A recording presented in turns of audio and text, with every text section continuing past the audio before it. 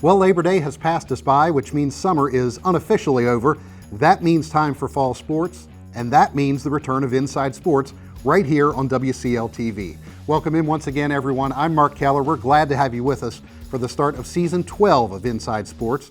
It's been about 6 months since we've been on set here, but spring and summer have flown by, and we're so excited to be back giving you a closer look at high school sports in Washington County. We'll touch on all sports this fall season, from football and soccer to volleyball, cross country, and golf. And we'll do our best to keep you informed about what's happened as the season goes on and what to expect as the postseason approaches. And when it comes to high school sports in the county, we have some of the most knowledgeable people on hand to keep you informed. And that's the insiders from Herald Mail Media. Andy Mason, Dan Kaufman, Bob Parsoletti, Tim Kelby, and Kevin Dunleavy will all be fighting for screen time this season as they discuss the ins and outs and ups and downs of high school sports. Today we'll bring you the first of our 2 fall preview shows. This one is all about football. Next week we'll talk soccer, volleyball, cross country, and golf. And as always, we want you to be a part of the show as well by following us on social media and chiming in. Share your views on the sports you see in the county, or just send us photos and videos. We like that too, and we'll give you more information on that later. But right now, Bob and Kevin are ready for some football. They're up next when Inside Sports returns. Cynthia Moeller-Sullivan of Sullivan Select Real Estate has been recognized by Homelight in 3 categories: top overall producer, top seller's agent, and top agent that sells for more. Unlike other real estate venues, agents cannot pay to be recognized by Homelight. If you are considering the sale of your home, call Cynthia for a free market analysis, 301-988-5115. When it comes to real estate, select the best with Sullivan Select. Thank you for seeing us so quickly. He's just unbearable when he's sick. I'm glad that you came right into Meritus Urgent Care. We have just what you need to feel better faster, young bear.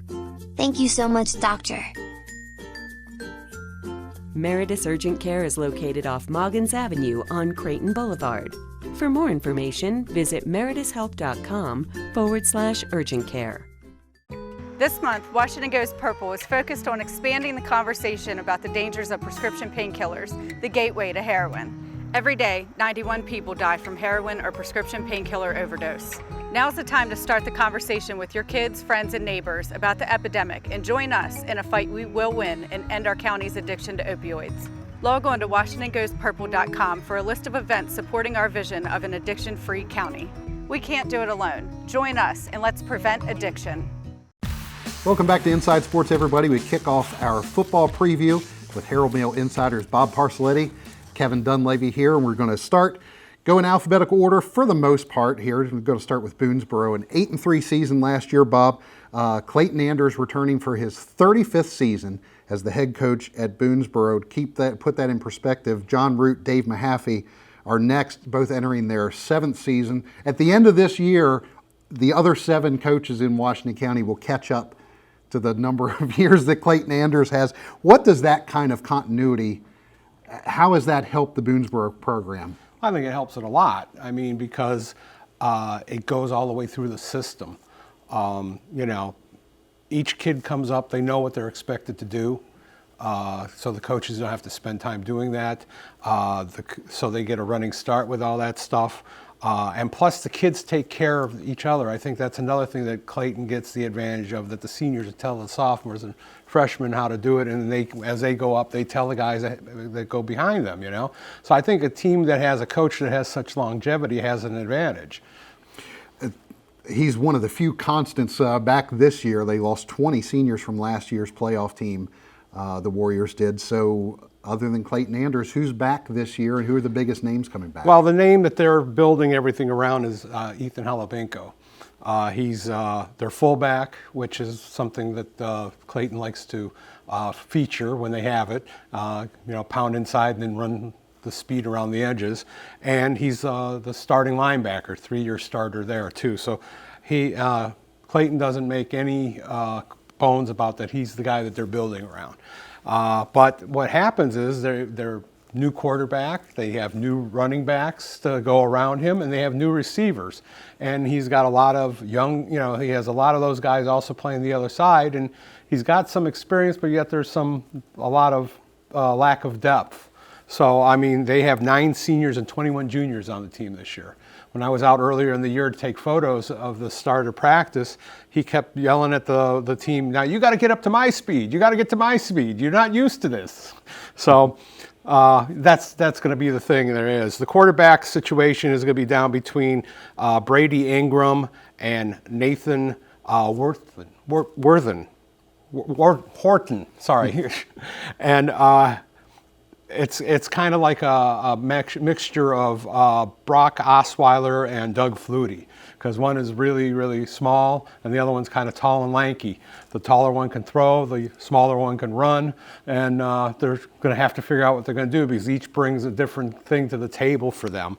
And then guys like Landon Cunningham are going to be one of these guys. He's going to be one of the running backs, but he's going to be doing a lot of different things for them. You know, one thing that Clayton Andrews has always been able to do is find a way to use his weapons well. Let's go to Clear Spring. They went 4-6 last season. Jordan Lowry leading them to that 4-6 record. He's the 4th coach in the program's history, only one to start out that well, and he feels really good about where the program sits right now, Bob. Yeah,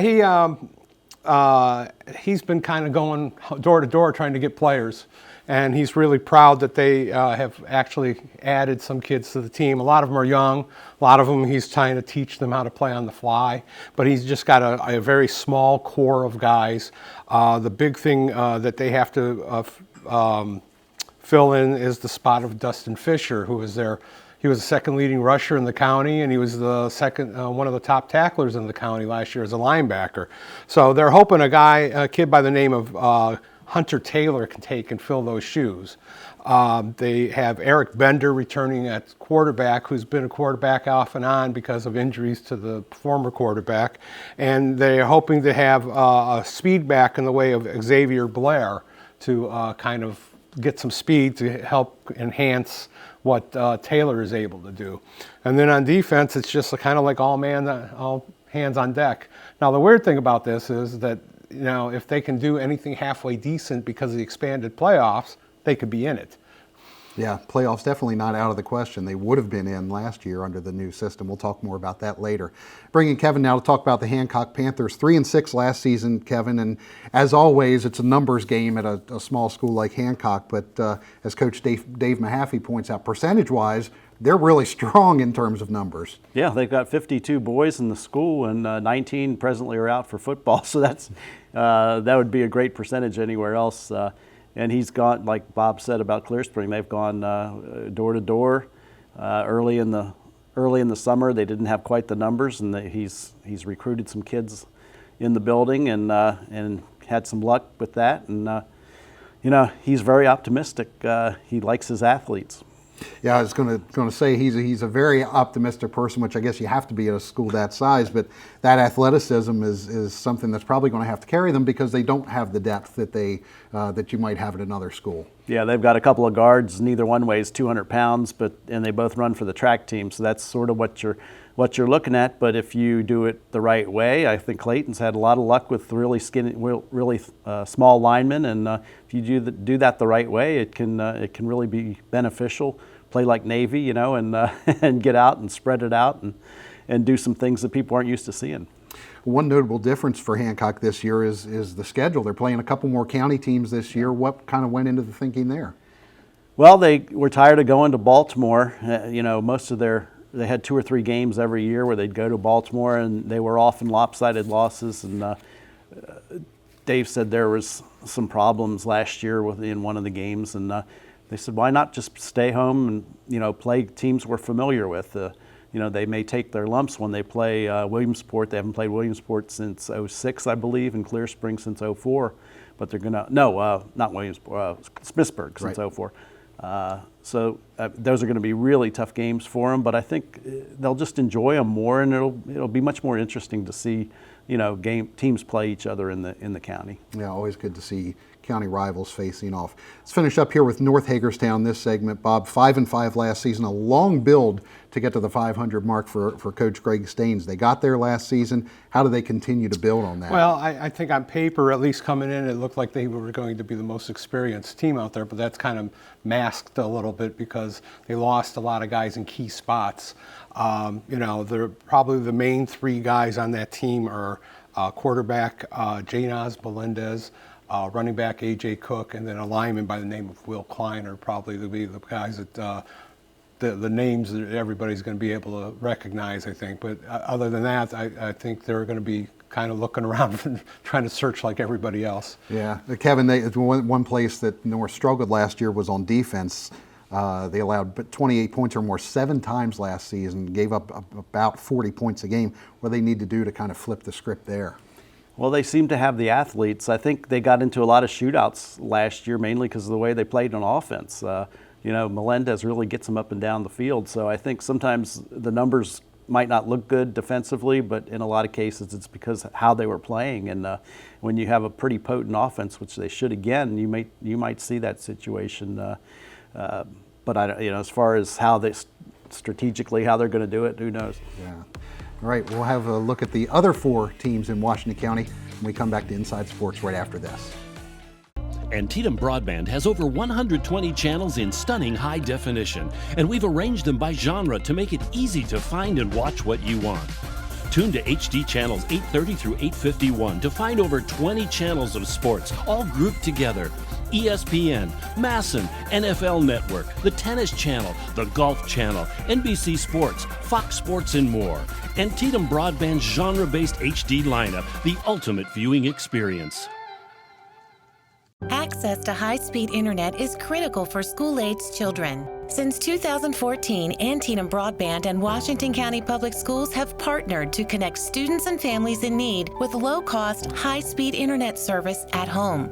Every child deserves an opportunity to succeed. Ask your child's teacher for more information on the Antietam EduNet program. A message from Washington County Public Schools and Antietam Broadband. Welcome back to Inside Sports, second part of our Washington County football preview here. Bob Parcelletti, Kevin Dunleavy with me. Bob, we're going to talk about Smithsburg now, 2-8. Steve Lindsay back for his 6th season as head coach, and Smithsburg took a bit of a step back last year, going from 4 wins to 2. Like Clear Spring and Hancock, they're now kind of fighting that numbers battle with number of players, and makes picking up wins difficult. Yeah, and the big thing they have to do is find another quarterback. Yeah, Connor McEwen, sort of their all everything last year. So and he was, and he was one of their best defensive players too. He's one of the top tacklers in the county too. So I mean, they have to really move around. And what they're doing is they got a transfer from Waynesboro came in. His name is Bill Heiss. And he's supposed to be the new quarterback. And the plan is to try to make get a better front line, or have a stronger front line, because according to Steve, it wasn't as good as it should have been. So it made Connor have to run a little bit more than he wanted to and not be able to throw. So they're hoping to run the ball a little bit more, and then behind a good line, and then that'll open up the passing and try to make it a little more. I mentioned in the last segment about North Hagerstown, I got my numbers wrong. It's actually Smithsburg that gave up nearly 40 points a game. So who's there on defense for the Leopards this year to kind of shore that up? Well, again, it's one of those deals because they have so many young kids that they're going to be using a lot of young kids. So, I mean, this could be one of those cases, try to keep the ball for as long as you can, maybe. Yeah. I don't know. But they have a lot of young kids that are out there that are trying to make a spot. I mean, even though they lost Connor, they also lost some of the main guys that you would know. I mean, and last year they lost some of them to injury early. So they've had some problems there. So go from Smithsburg to South Hagerstown, 8-3 last year. Dave Lawrence in his first year as the Rebels head coach, getting the Rebels into the playoff. First county coach to ever do that in his first season. So Bob, how does he look to follow up on that in 2019? Well, see, they're the one of those groups that you got to sit there and you're going to wonder what they're going to do, because they lost a lot. Yeah. I mean, for 6 years they only had 2 guys as quarterback. So they need to find a new quarterback. They need, a lot of the big names, that were Jay Swanson, who was the Offensive Player of the Year, is gone. So they got to find other things. And the funny thing about it is when you sit there, if you ever remember the roster, a lot of these guys sound familiar from last year. So it's just not the star quality, I guess, or not that they're not the star quality, but they weren't the ones that were getting the attention, and now they're going to be getting it. Quarterback, he might have O'Shane Thorpe, who was a receiver, move over, and he has Noah Munson, who's also over there, and they both can run and they both can pass. It just depends on what they want to do. The thing that gives Thorpe an edge is that he's a little more explosive. They have a big line. They're really, really high on a junior by the name of Chris Adams, who they said that they could see that he had could be a really big player and big star when he was a sophomore. So he's only a junior, and he goes at 270. And then then they have that stable of running backs and stable of receivers and stable of linebackers and stable of everything. It's like safety in numbers, and nobody gets tired, and that's what they're going to build off of. And one thing the Rebels had trouble with last year was winning close games. 2 of their losses last year by 3 points, including the one in the postseason and the other by 1 point. That had to be a point of focus for Dave Lawrence. Well, he's one of the last things he said was the only way that you're going to get any kind of respect is by winning in the playoffs. Yeah, that's for sure. Let's go to Kevin now. Williamsport coming off a 2-8 season, and Kevin, you talked about it, the kind of trajectory that the Wildcats were on under Tim Small, now in his 5th season. That all kind of crashed down last year, going from 7 wins down to 2. What happened last year? Well, it was a combination of things. They just had really bad chemistry, and they were in a lot of games, and then in the second half they fell apart. It led to questions about their conditioning and their discipline, and 5 games were lost that were winnable, all against playoff teams. So they, a combination of really rough schedule and not a lot of luck and not making the most of their opportunities. I saw Coach Tim Small talking about the third quarter, not kind to them last year. Yeah. How do you sort of change that and make it a little more palatable for it? Yeah, they got outscored 87-14 in their losses in the third quarter after being up in some of those games. So it was something that they've really focused on conditioning. He's really happy with their weight room turnout in the off season, and they've got to make better adjustments. I mean, it kind of leads back to coaching when that happens, and I'm sure there's been a lot of introspection. He has pared down the offense. They've tried to run a really up tempo, do things fast, send in plays, and he's simplified it a lot, which I think will really help out. One of the things that Williamsport has always been able to do is find size on the line, and they have it again this year. Yeah. Some big guys on the front line. Yeah, they had that situation last year. They've got some depth. They've got they had a JV team that went 7-1 last year. They've got a lot of sophomores up. They may be a year or two away, but they've also got a real good chance to be good this year, especially with the move to 1A. Their schedule is going to be much easier.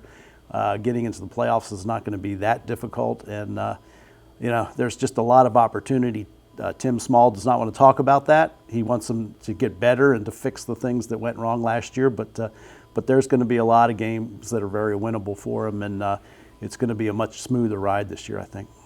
Let's close out with St. James, a team that's already started this season. They started with a 33-0 loss to National Christian Academy this past weekend. John Root in his 7th season. Kind of a reset for them this year as well, Bob. They're kind of like the South High thing. I think looking at them on paper, they look like they could have been one of the 2 more experienced teams out there, but as it turns out, they're not. They needed to, their quarterback, Jacob Dugas, got injured. So in this game last Saturday, they had a true freshman who had never played yet going against National Christian, which is one of the top private schools out there right now. And I think they have 13 guys being recruited right now. So he started, and then they moved in William Topham, who played a little bit 2 years ago as a quarterback, so they have to figure some things out. They got a really rude awakening for their starting because they were outmanned. I mean, they were playing a very aggressive and experienced team, and a lot of guys are sophomores on that team that had never been out there before. So they're very young on defense also. The thing that they're hoping that's going to help them is they have 4 linemen combined that are averaging 6'5", 330. So they're hoping that they can hide people behind them and smuggle them through over the line of scrimmage to get some big plays. Yeah, it's unusual for St. James to have guys that size on their front line. Well, we're going to come back in a moment and talk a little bit more football, talk about the new playoff structure here in Maryland and a few other odds and ends as well. Stay with us here on Inside Sports.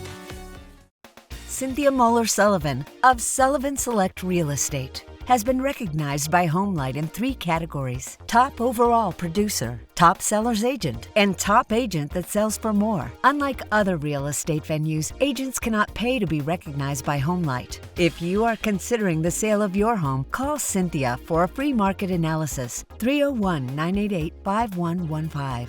When it comes to real estate, select the best with Sullivan Select. Introducing Antietam Smart Wi-Fi, the ultimate home networking solution. Smart Wi-Fi expands your wireless network and can eliminate Wi-Fi dead zones. Adding Smart Wi-Fi access points creates a Wi-Fi blanket for all of your devices, so you get consistent wireless internet speeds anywhere in your house. So go ahead and browse, game, and stream video in any room. Make the most of your internet with Smart Wi-Fi from Antietam Broadband. Smart homes deserve smart Wi-Fi.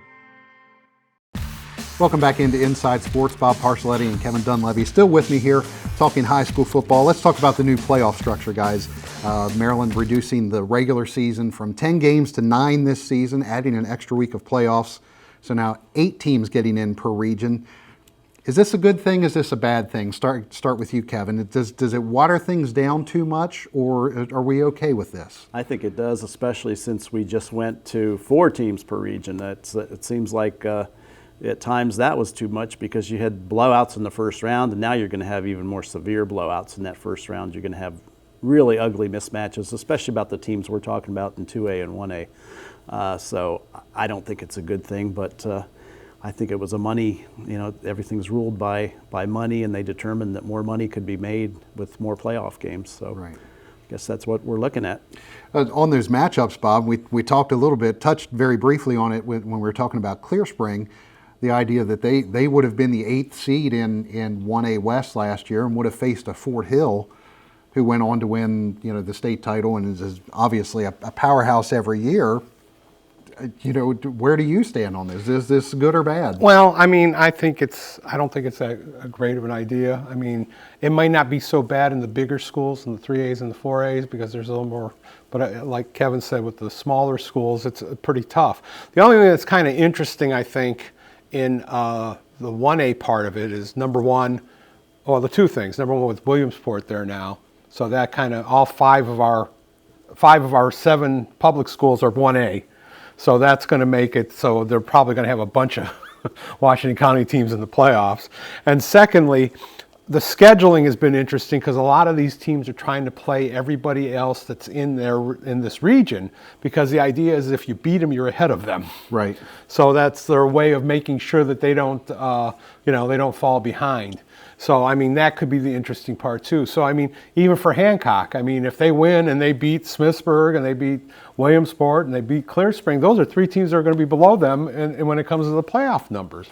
So. Yeah, it's and anything can happen. I mean, a few years ago we had a 4-5 Joppatown team that barely snuck into the playoffs and they ended up winning the 1A title. So anything can happen once you get into that. You mentioned the change in Williamsport dropping down to 1A this year, and how many teams do you see getting in from Washington County in that 1A West?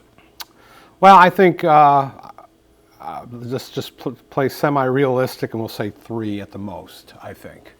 Because Catoctin's still there. You got the Alleghenies and the Fort Hills still there. There's 3 right there. Probably one of the Garretts will be there. So that's 4, So 3 to 4 maybe, because the only one might be Mountain Ridge, might be the other one.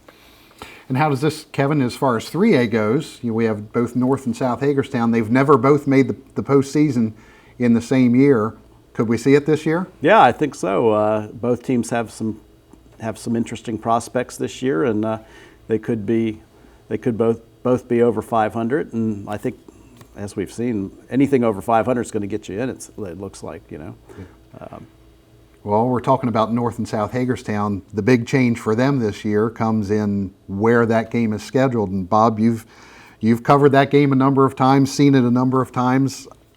All of a sudden, it's not the last game of the year, it's the first game of the year that we're seeing North-South. Is this a good thing for tradition? Is this starting a new tradition a good thing? I think it's both of those, honesty. It used to be that North-South game was everything that everybody pointed for. I mean, even in the years when both teams weren't that good, they both wanted that game at the end because that was the one that made the season feel a heck of a lot better if they were, under 500, and now they don't even have that. So, there's probably some pros in there, like everybody's playing with a roster that everybody's healthy for the most part, or you see a lot of guys in street clothes at the end of the year. It's going to have to create its own atmosphere.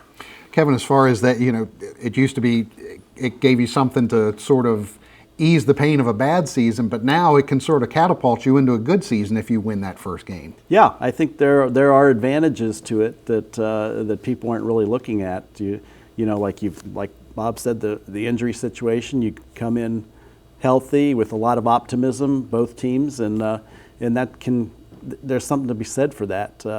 And I think there's NASCAR has the Daytona 500, its biggest race on the first week. Right. There are some traditions that are pretty good that happen right off the bat. The Masters is the first major of the year in golf. That's the best tournament as far as I'm concerned. So there's a lot of things that if people look at the other side of it, they should give this a chance, is what I'm saying. Well, good or bad, the tradition is being rewritten this season. We'll see how it turns out once the game is played. Stay with us. We'll wrap things up right after this. This month, Washington Goes Purple is focused on expanding the conversation about the dangers of prescription painkillers, the gateway to heroin.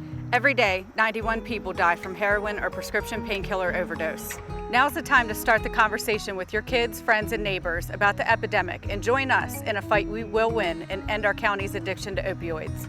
Log on to WashingtonGoesPurple.com for a list of events supporting our vision of an addiction-free county. We can't do it alone. Join us and let's prevent addiction. Thank you for seeing us so quickly. He's just unbearable when he's sick. I'm glad that you came right into Meritus Urgent Care. We have just what you need to feel better faster, young bear. Thank you so much, Doctor. Meritus Urgent Care is located off Moggins Avenue on Creighton Boulevard. For more information, visit meritushelp.com/urgent care. Welcome back to Inside Sports. We've got a full slate of regular Inside Sports episodes for you this fall, but we're also going to be bringing you more live broadcasts of high school sports in Washington County with 4 football games and 2 volleyball matches here on WCL-TV Channel 6 and 806, as well as the WCL-TV On The Go app. We start with football, and we start this weekend, Saturday, September 7th. We have South Hagerstown and North Hagerstown squaring off at Mike Callis Stadium. It's the 63rd meeting between the schools and the first since 1961 that is not the regular season finale. Pre-game coverage starts at 5:45. Kickoff is scheduled for 6 p.m. On Friday, September 20th, we'll be in Williamsport to watch the Wildcats take on St. James. 2 weeks later, on Friday, October 4th, we'll see the Wildcats again, this time against Boonesboro at Warrior Field. Then on Friday, November 1st, we'll have the second longest county rivalry, this one still being played as the season finale, as Boonesboro travels to Smithsburg. As for volleyball, we'll have action from the courts on back-to-back weeks in October. On Thursday, October 10th, it's North Hagerstown playing the defending Class 1A state champion Clear Spring Blazers at Clear Spring. And 1 week later, on Thursday, October 17th, we'll see the Hubs at home taking on defending 2A champion Williamsport. Finally, I promised to tell you how to catch up with us on social media. On Twitter, we are at Inside Sports OL. On Facebook, Instagram, and Snapchat, it's at Inside Sports Now. Love to hear from you and see your videos and photos of our local athletes in action. That's all the time we have this week on Inside Sports. Thanks to Bob Parcelletti and Kevin Dunleavy for being here, and thank you for joining us. We'll see you back here next week as we continue to preview the fall sports season. And don't forget to tune in to the North-South football game on Saturday. Have a great weekend, everyone. Hey, your sisters and your brothers, your haters and your lovers, you gotta get up in the streets.